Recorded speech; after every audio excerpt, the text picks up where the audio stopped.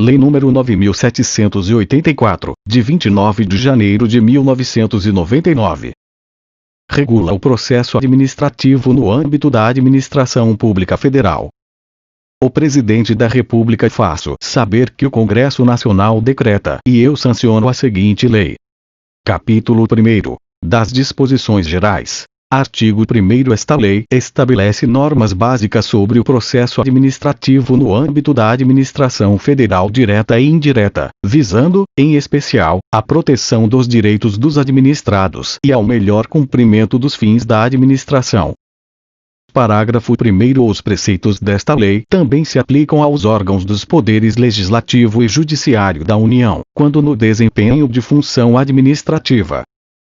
Parágrafo 2º. Para os fins desta lei, consideram-se: inciso 1º. Órgão, a unidade de atuação integrante da estrutura da administração direta e da estrutura da administração indireta. Inciso 2º. Entidade, a unidade de atuação dotada de personalidade jurídica. Inciso 3º. Autoridade, o servidor ou agente público dotado de poder de decisão.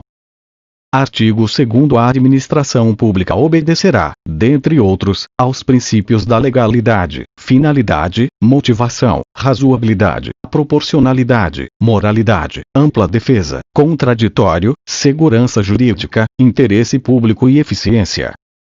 Parágrafo único. Nos processos administrativos serão observados, entre outros, os critérios de: inciso 1º. Atuação conforme a lei e o direito. Inciso 2º. Atendimento a fins de interesse geral, vedada a renúncia total ou parcial de poderes ou competências, salvo autorização em lei. Inciso 3º. Objetividade no atendimento do interesse público, vedada a promoção pessoal de agentes ou autoridades. Inciso 4º. Atuação segundo padrões éticos de probidade, decoro e boa-fé. 5º. Divulgação oficial dos atos administrativos, ressalvadas as hipóteses de sigilo previstas na Constituição. 6º. Adequação entre meios e fins, vedada a imposição de obrigações, restrições e sanções em medida superior àquelas estritamente necessárias ao atendimento do interesse público. 7º. Indicação dos pressupostos de fato e de direito que os determinarem decisão. 8º. Observância das formalidades essenciais à garantia dos direitos dos administrados. 9º. Adoção de formas simples, suficientes para propiciar adequado grau de certeza, segurança e respeito aos direitos dos administrados. Inciso 10. Garantia dos direitos à comunicação, à apresentação de alegações finais, à produção de provas e à interposição de recursos, nos processos de que possam resultar sanções e nas situações de litígio. Inciso 11. Proibição de cobrança de despesas processuais, ressalvadas as previstas em lei. 12. Impulsão, de ofício, do processo administrativo, sem prejuízo da atuação dos interessados. 13. Interpretação da norma administrativa da forma que melhor garanta o atendimento do fim público a que se dirige, vedada a aplicação retroativa de nova interpretação. Capítulo 2º. Dos direitos dos administrados. Artigo 3º. O administrado tem os seguintes direitos perante a administração, sem prejuízo de outros que lhe sejam assegurados. Inciso 1º. Ser tratado com respeito pelas autoridades e servidores, que deverão facilitar o exercício de seus direitos e o cumprimento de suas obrigações. Inciso 2º. Ter ciência da tramitação dos processos administrativos em que tenha a condição de interessado, ter vista dos autos, obter cópias de documentos neles contidos e conhecer as decisões proferidas. Inciso 3º. Formular alegações e apresentar documentos antes da decisão, os quais serão objeto de consideração pelo órgão competente. Inciso 4º. Fazer-se assistir, facultativamente, por advogado, salvo quando obrigatória a representação, por força de lei. Capítulo 3º. Dos deveres do administrado. Artigo 4º. São deveres do administrado perante a administração, sem prejuízo de outros previstos em ato normativo. Inciso 1º. Expor os fatos conforme a verdade. Inciso 2º. Proceder com lealdade, urbanidade e boa-fé. Inciso 3º. Não agir de modo temerário. Inciso 4º. Prestar as informações que lhe forem solicitadas e colaborar para o esclarecimento dos fatos. Capítulo 4º. Do início do processo. Artigo 5º. O processo administrativo pode iniciar-se de ofício ou a pedido de interessado. Artigo 6º. O requerimento inicial do interessado, salvo casos em que for admitida solicitação oral, deve ser formulado por escrito e conter os seguintes dados. Inciso 1º. Órgão ou autoridade administrativa a que se dirige. Inciso 2º. Identificação do interessado ou de quem o represente. Inciso 3º. Domicílio do requerente ou local para recebimento de comunicações. Inciso 4º. Formulação do pedido, com exposição dos fatos e de seus fundamentos. 5º. Data e assinatura do requerente ou de seu representante. Parágrafo único. É vedada à administração a recusa imotivada de recebimento de documentos, devendo o servidor orientar o interessado quanto ao suprimento de eventuais falhas.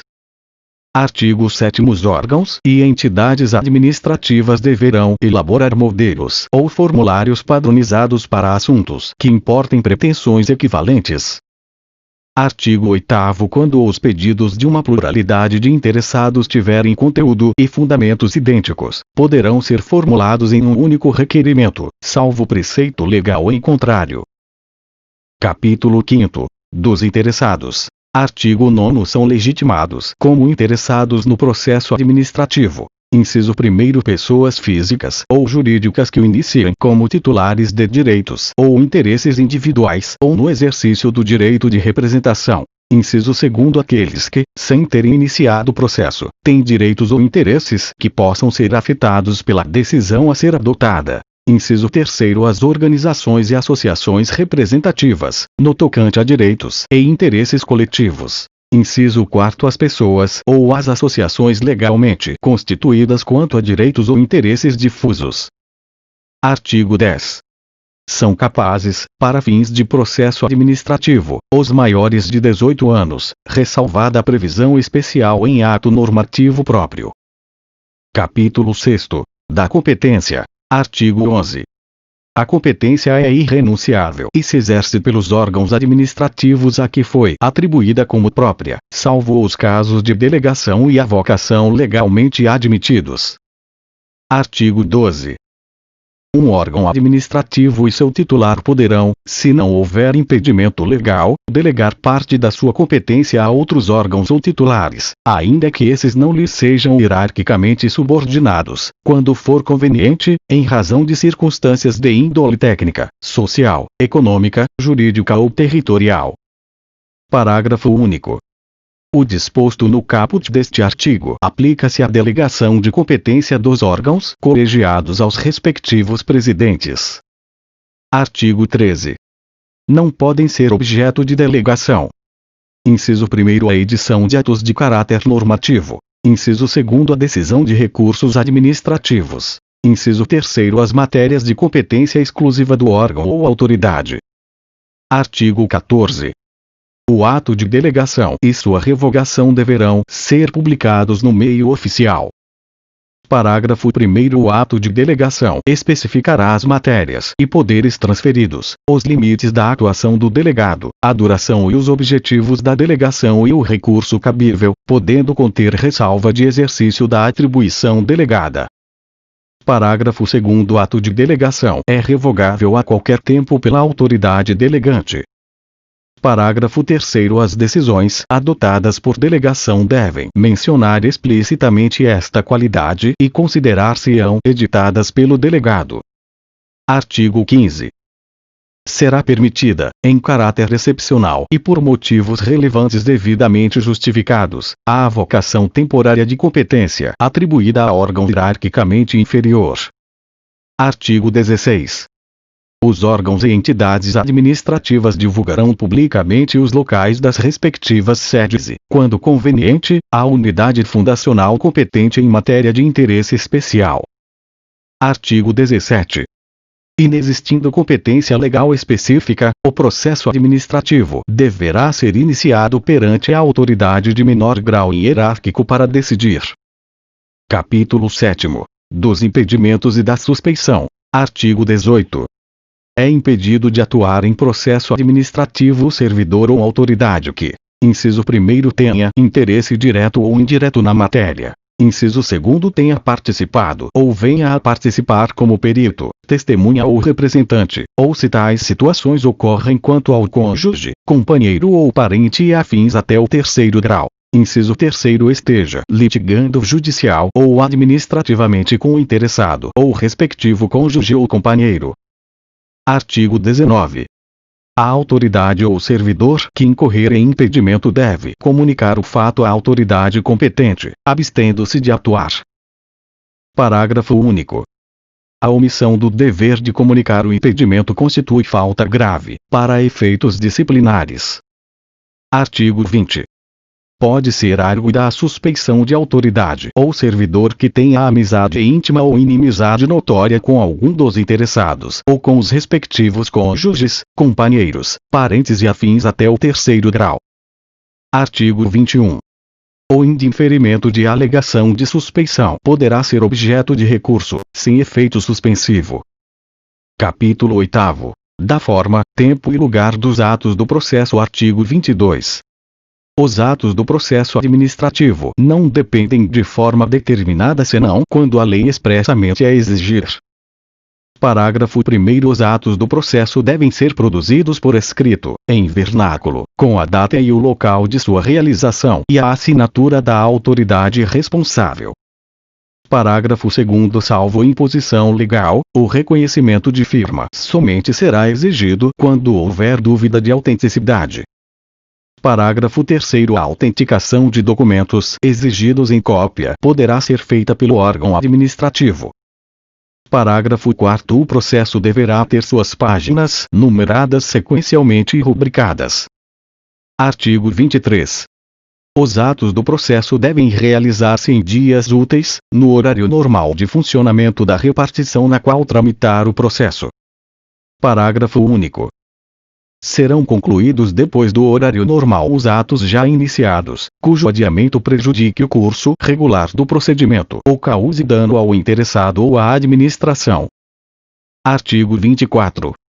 Inexistindo disposição específica, os atos do órgão ou autoridade responsável pelo processo e dos administrados que dele participem devem ser praticados no prazo de 5 dias, salvo motivo de força maior.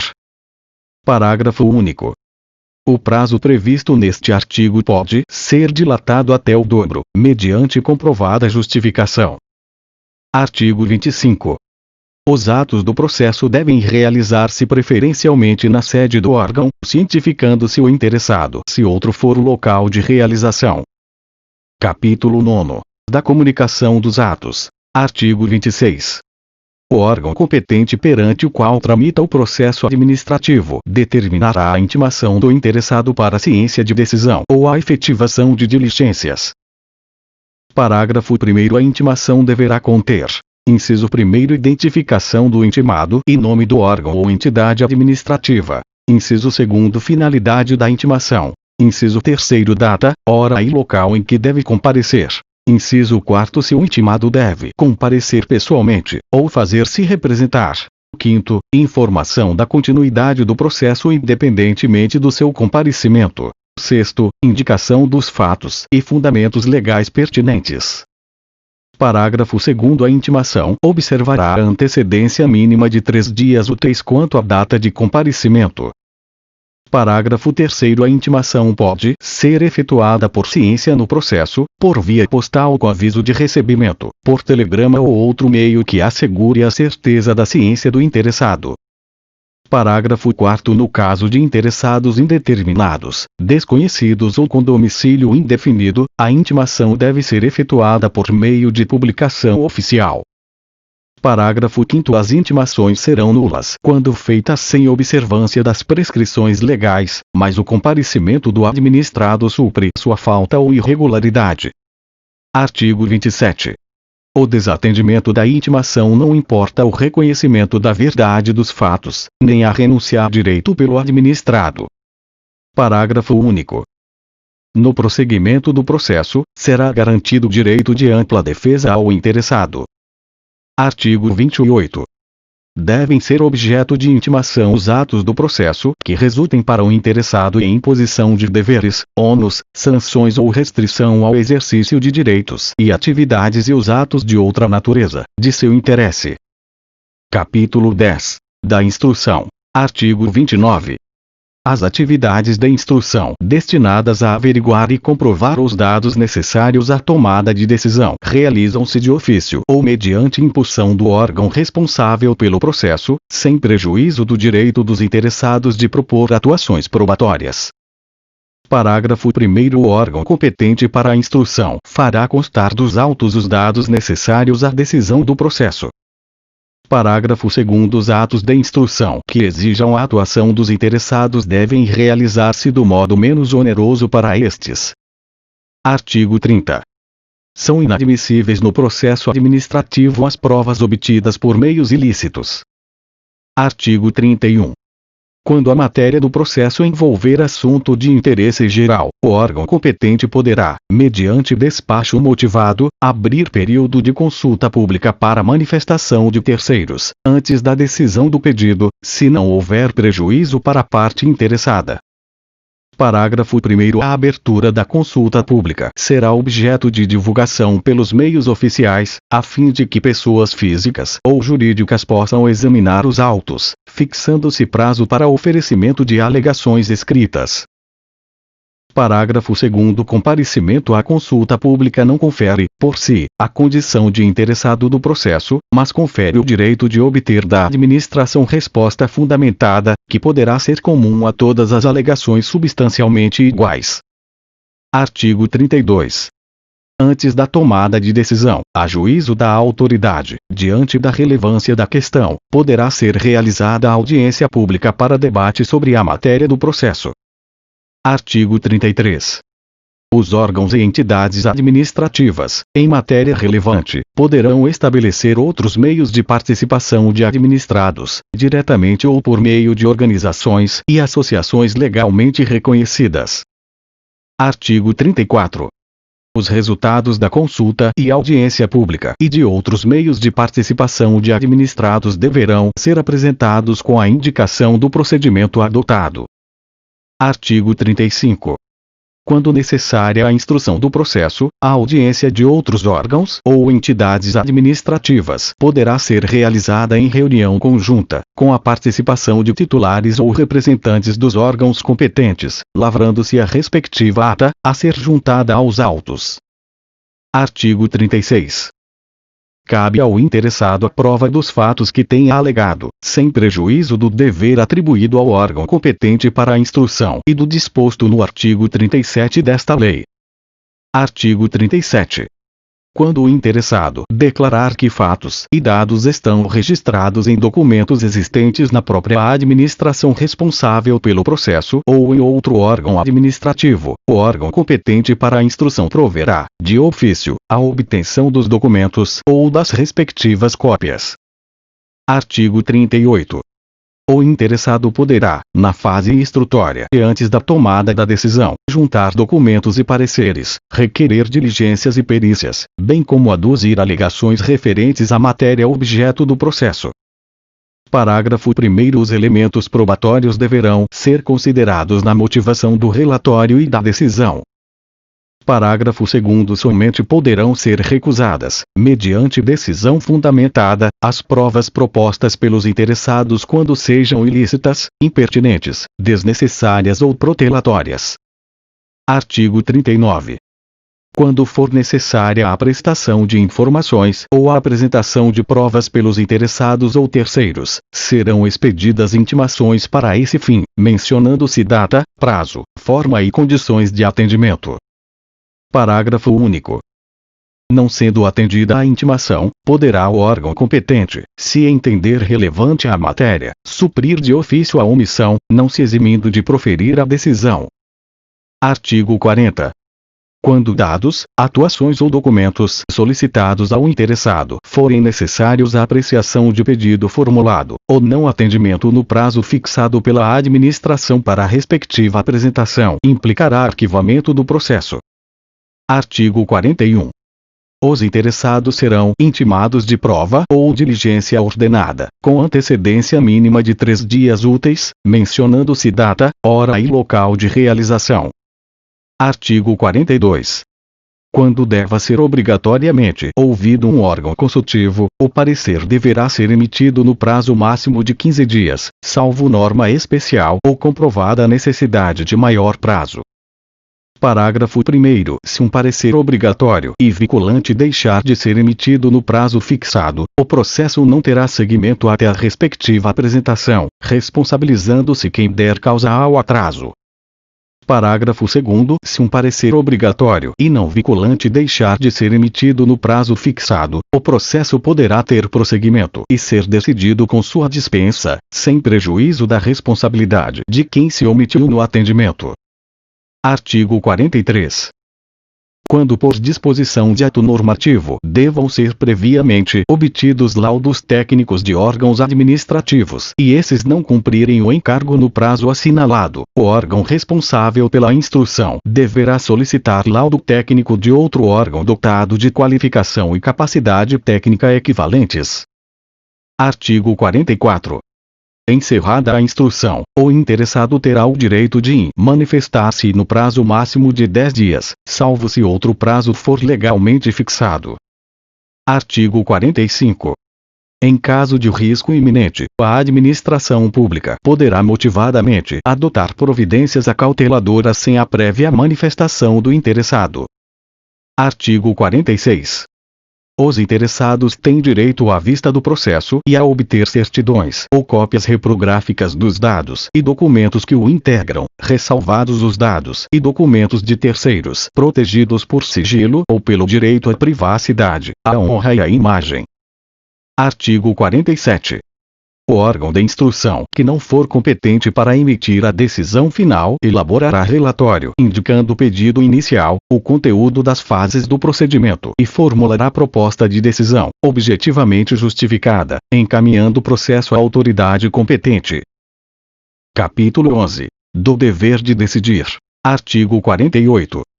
A administração tem o dever de explicitamente emitir decisão nos processos administrativos e sobre solicitações ou reclamações, em matéria de sua competência.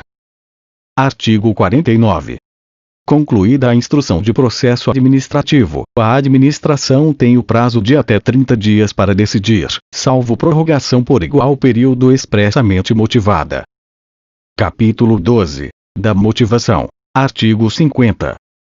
Os atos administrativos deverão ser motivados, com indicação dos fatos e dos fundamentos jurídicos, quando, inciso 1º neguem, limitem ou afetem direitos ou interesses, inciso 2º imponham ou agravem deveres, encargos ou sanções, inciso 3º decidam processos administrativos de concurso ou seleção pública, inciso 4º dispensem ou declarem a inexigibilidade de processo licitatório. 5º, decidam recursos administrativos. 6º, decorram de reexame de ofício. 7º, deixem de aplicar jurisprudência firmada sobre a questão ou discrepem de pareceres, laudos, propostas e relatórios oficiais. Inciso 8º, importem anulação, revogação, suspensão ou convalidação de ato administrativo. Parágrafo 1º. A motivação deve ser explícita, clara e congruente, podendo consistir em declaração de concordância com fundamentos de anteriores pareceres, informações, decisões ou propostas, que, neste caso, serão parte integrante do ato. Parágrafo 2º. Na solução de vários assuntos da mesma natureza, pode ser utilizado meio mecânico que reproduza os fundamentos das decisões, desde que não prejudique direito ou garantia dos interessados. Parágrafo 3º. A motivação das decisões de órgãos, colegiados e comissões ou de decisões orais constará da respectiva ata ou de termo escrito. Capítulo 13. Da desistência e outros casos de extinção do processo. Artigo 51. O interessado poderá, mediante manifestação escrita, desistir total ou parcialmente do pedido formulado ou, ainda, renunciar a direitos disponíveis. Parágrafo 1º. Havendo vários interessados, a desistência ou renúncia atinge somente quem a tenha formulado. Parágrafo 2º. A desistência ou renúncia do interessado, conforme o caso, não prejudica o prosseguimento do processo, se a administração considerar que o interesse público assim o exige. Artigo 52. O órgão competente poderá declarar extinto o processo quando exaurida sua finalidade ou o objeto da decisão se tornar impossível, inútil ou prejudicado por fato superveniente. Capítulo 14. Da anulação, revogação e convalidação. Artigo 53. A administração deve anular seus próprios atos, quando eivados de vício de legalidade, e pode revogá-los por motivo de conveniência ou oportunidade, respeitados os direitos adquiridos. Artigo 54. O direito da administração de anular os atos administrativos de que decorram efeitos favoráveis para os destinatários decai em 5 anos, contados da data em que foram praticados, salvo comprovada má-fé. Parágrafo 1º. No caso de efeitos patrimoniais contínuos, o prazo de decadência contar-se-á da percepção do primeiro pagamento. Parágrafo 2º. Considera-se exercício do direito de anular qualquer medida de autoridade administrativa que importe impugnação à validade do ato. Artigo 55. Em decisão na qual se evidencie não acarretarem lesão ao interesse público nem prejuízo a terceiros, os atos que apresentarem defeitos sanáveis poderão ser convalidados pela própria administração. Capítulo 15. Do recurso administrativo e da revisão. Artigo 56. Das decisões administrativas cabe recurso, em face de razões de legalidade e de mérito. Parágrafo 1º. O recurso será dirigido à autoridade que proferiu a decisão, a qual, se não a reconsiderar no prazo de 5 dias, o encaminhará à autoridade superior. Parágrafo 2º. Salvo exigência legal, a interposição de recurso administrativo independe de caução.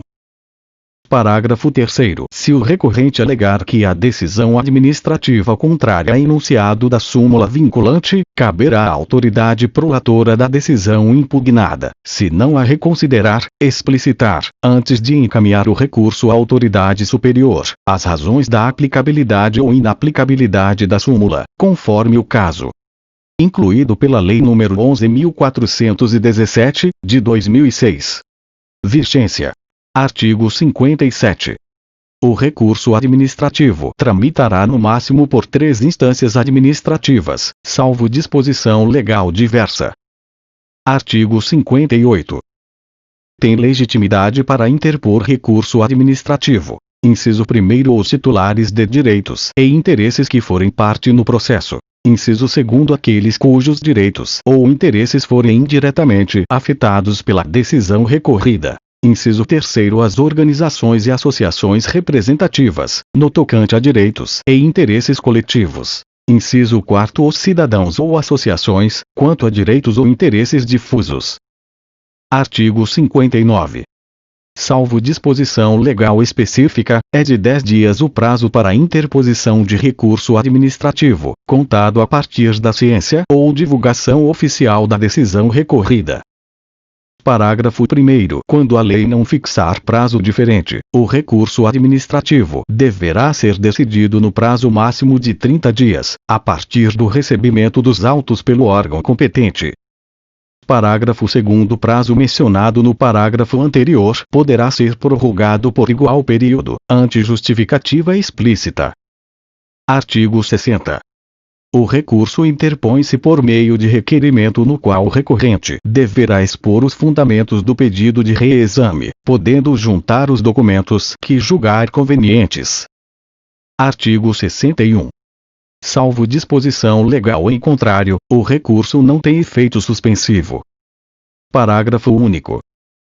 Havendo justo receio de prejuízo de difícil ou incerta reparação decorrente da execução, a autoridade recorrida ou a imediatamente superior poderá, de ofício ou a pedido, dar efeito suspensivo ao recurso. Artigo 62. Interposto o recurso, o órgão competente para dele conhecer deverá intimar os demais interessados para que, no prazo de 5 dias úteis, apresentem alegações. Artigo 63.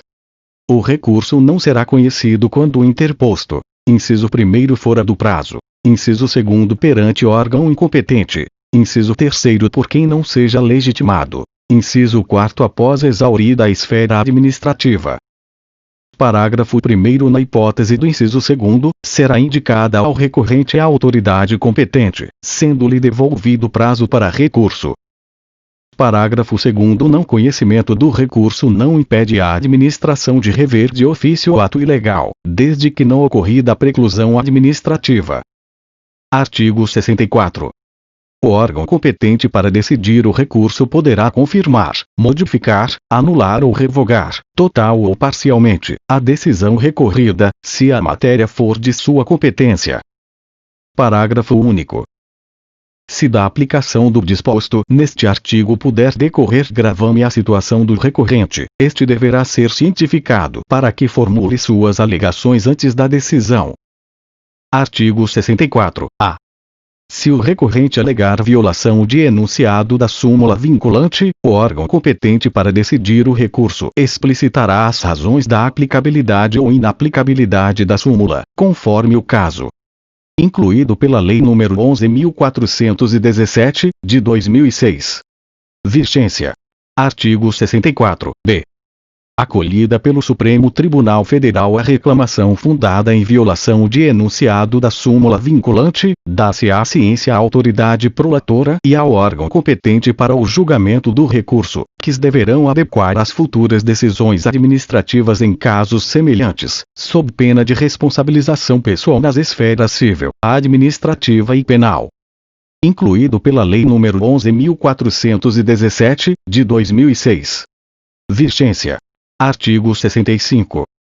Os processos administrativos de que resultem sanções poderão ser revistos, a qualquer tempo, a pedido ou de ofício, quando surgirem fatos novos ou circunstâncias relevantes suscetíveis de justificar a inadequação da sanção aplicada. Parágrafo único. Da revisão do processo não poderá resultar agravamento da sanção. Capítulo 16. Dos prazos. Artigo 66.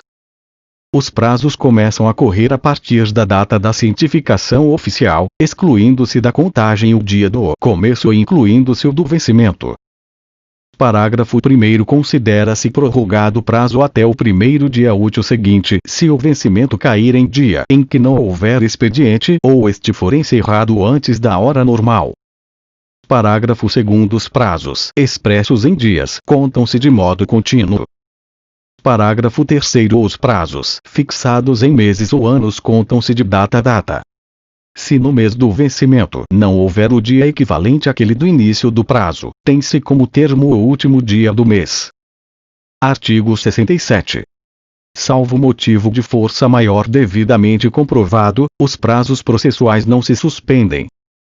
Capítulo inciso 17. Das sanções. Artigo 68. As sanções, a serem aplicadas por autoridade competente, terão natureza pecuniária ou consistirão em obrigação de fazer ou de não fazer, assegurado sempre o direito de defesa.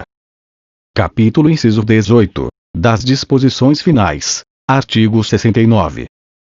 Os processos administrativos específicos continuarão a reger-se por lei própria, aplicando-se-lhes apenas subsidiariamente os preceitos desta lei.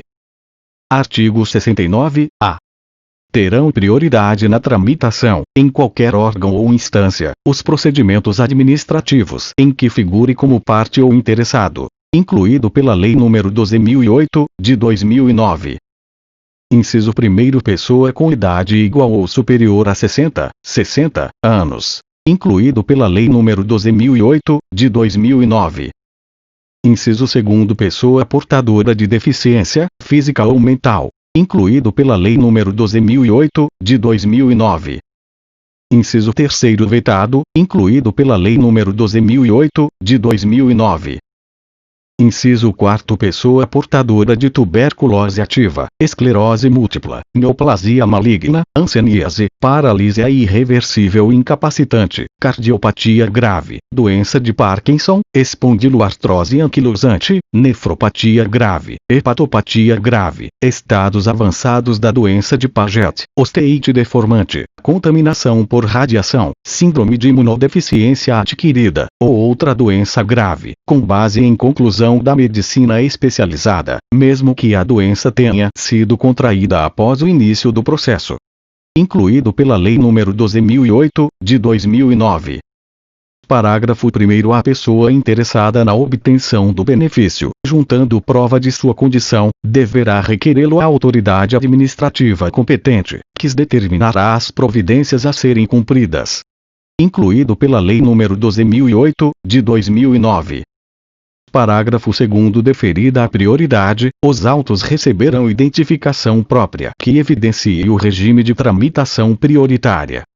Incluído pela Lei nº 12.008, de 2009. Parágrafo 3º. Vetado, incluído pela Lei nº 12.008, de 2009.